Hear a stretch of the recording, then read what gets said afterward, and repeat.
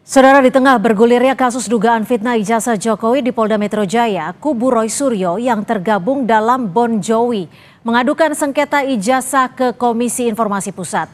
Pertanyaannya, apakah sidang sengketa ijazah di KIP akan jadi babak baru penyelesaian kasus ijazah? Atau justru upaya Roy Suryo CS mengulur-ulur waktu? Kita bahas bersama kuasa hukum Roy Suryo CS, sudah ada Ahmad Kozinudin dan juga Ketua DPP PSI Valdo Maldini. Selamat petang Mas Valdo, Bang Kozin, terima kasih sudah berbagi waktu di Kompas Petang. Selamat petang, Assalamualaikum.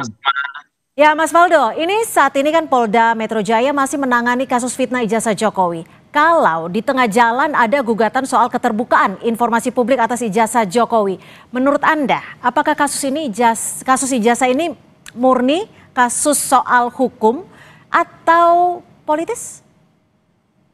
Iya, makasih Mbak Cynthia. Pertama, PSI kan percaya penuh ya kepada lembaga negara, terutama penegak hukum. Ini berkali-kali kami tegaskan dalam menangani kasus apapun, termasuk perkara yang melibatkan Pak Roy. Karena itu penting untuk kita tegaskan, sudah saatnya kita berhenti menuduh seolah-olah ijazah yang dimiliki oleh Pak Jokowi itu palsu. Itu kan sudah diuji bertahun-tahun, tidak pernah terbukti, menguras tenaga kita saja, dan saya kira masyarakat juga udah mulai aware soal ini bahwa ini merupakan polemik yang tidak berkesudahan. Dan yang kedua, memang penetapan untuk Pak Roy memang bukan sesuatu yang sudah melewati prosedur gitu, pengumpulan alat bukti, gelar perkara, lain-lain gitu. Jadi hal ini kan kembali ramai karena muncul sidang KIP ini gitu. Padahal KIP itu kan forum sengketa informasi publik, bukan lembaga yang menguji keaslian dokumen. Nah, ini penting ya, bukan lembaga yang menguji keaslian dokumen. Jadi, nggak mungkin Mbak Cynthia, KIP menyatakan ijazah itu asli atau palsu. Jadi, ini bisa memang ada giringan opini seolah-olah sidang KIP itu membuktikan kepalsuan. Padahal itu bukan kesimpulan hukum. Jadinya ini jadi narasi politik. PSI melihat ini adalah pola yang sama, Mbak, setiap kali isu ini jalan gitu loh. Karena ketika bukti nggak ditemukan, narasinya tuh dipindah lagi nih ke opini publik.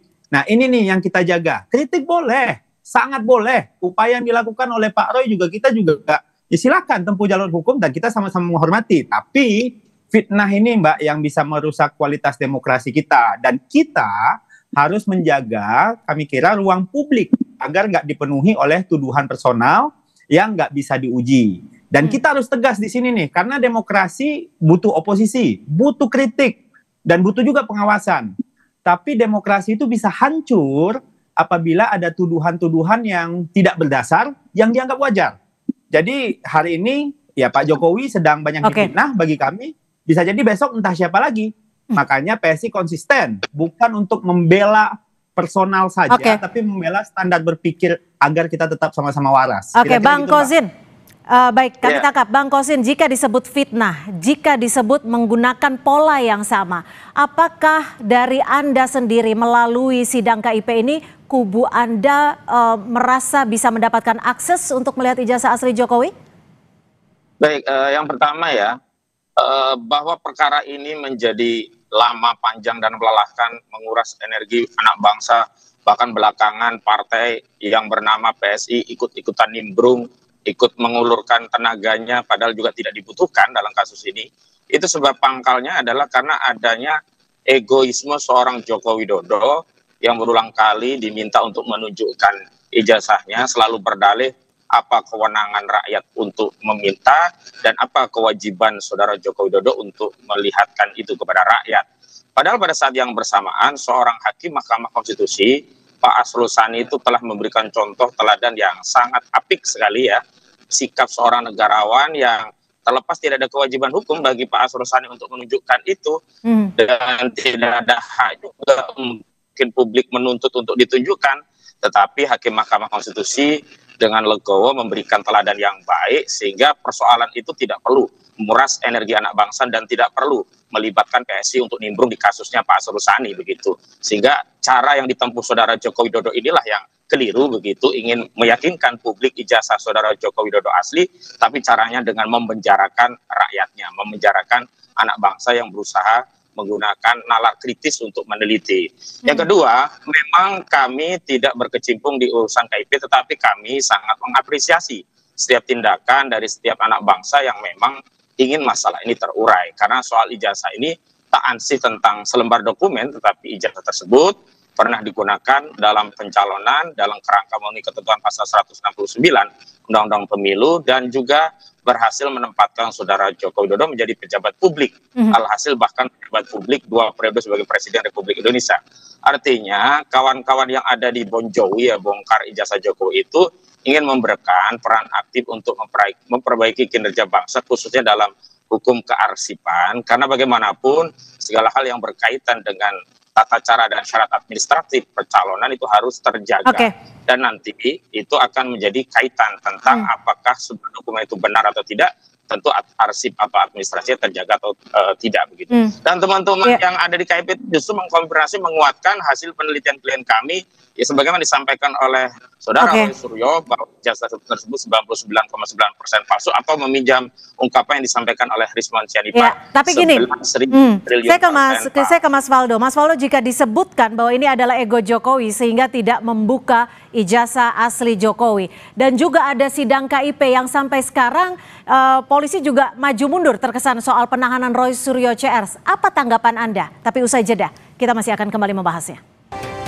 Dan kita masih membahas soal keberlanjutan kasus ijazah Joko Widodo. Seakan tidak pernah padam kasus ijazah Jokowi ini. Lalu selain ada sidang KIP, sampai sekarang polisi juga terkesan maju mundur soal penahanan Roy Suryo CS meski sudah diperiksa sebagai tersangka. Mas Faldo, tanggapan Anda sebagai publik menilai ini ada tekanan politik. Gimana Mas Faldo? Ya, dari awal sikap kami jelas bahwa kita menghormati proses hukum, mempercayai aparat penegak hukum, dan menghormati siapapun yang berperkara di hukum Indonesia. Jadi siapapun ya kita tinggal tunggu proses hukumnya saja.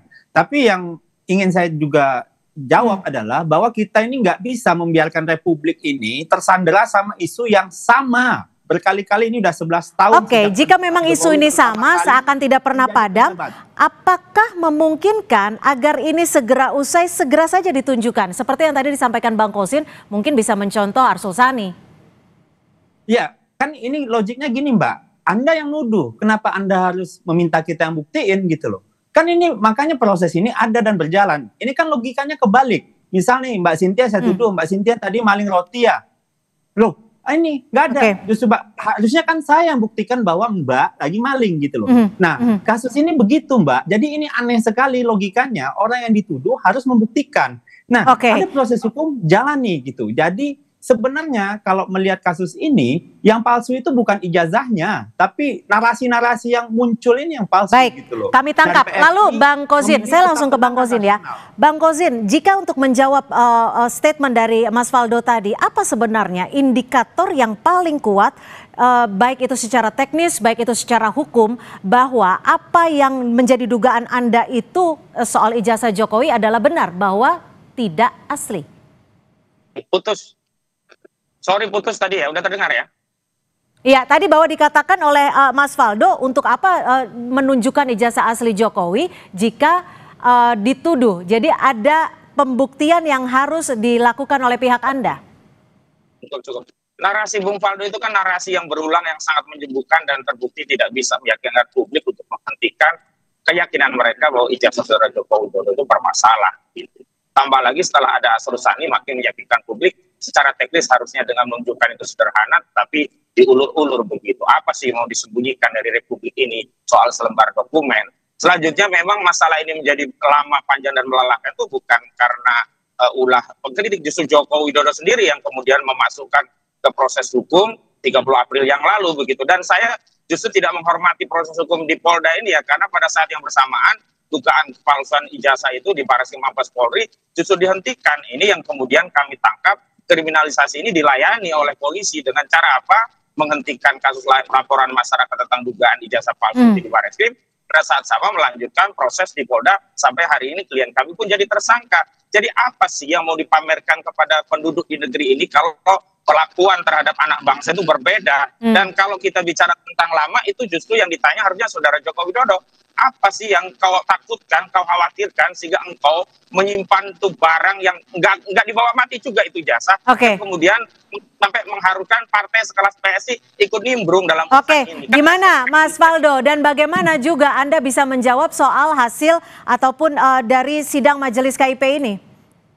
Oh iya, kalau partai sekelas PSI emang berkelas, Mbak. Bahwa kita itu paling anti sama orang-orang yang ngabisin waktunya, bikin capek publik, narasinya berulang-ulang kayak kaset rusak, nggak ada buktinya. Oleh karena itu, ini negara sudah memastikan ijazah itu sah. Yang nggak sah itu narasi yang dibuat oleh teman-teman ini. Jadi Indonesia ini kegedean. Anda menanggapi soal hasil dari KIP, soal pemusnahan dokumen bagaimana? Itu kan sesuai dengan undang-undang, udah dijawab oleh Peradi. Dan sekali lagi, tadi di awal saya bilang, KIP itu bukan tempat memvonis ini, karena itu untuk keaslian dokumen. Nah, proses hukum lagi jalan. Hadapi. Kita juga nggak masalah kok, teman-teman mau jalani proses hukum. Yang jelas, PSI itu terlalu gatel telinganya kalau ngelihat orang-orang yang kayak kaset rusak terus muter-muter hal yang sama gitu loh. Baik, kami sudah tangkap. Mohon maaf karena waktu juga yang terbatas. Rakyat tertindas, nggak punya kerjaan, dijanjikan 90 Oh iya, negara ini butuh banyak hal lain dibanding keributan ijazah. Jokowi. Jadi kelasnya PSI sekarang itu sudah tidak begitu. Baik, kami tangkap waktu juga yang harus mengakhiri diskusi kita. Kita akan lanjutkan lagi nanti di sesi lain waktu. Terima kasih Bang Kozinudin, terima kasih Mas Faldo Maldini sudah berbagi perspektif di Kompas Petang. Selamat sore.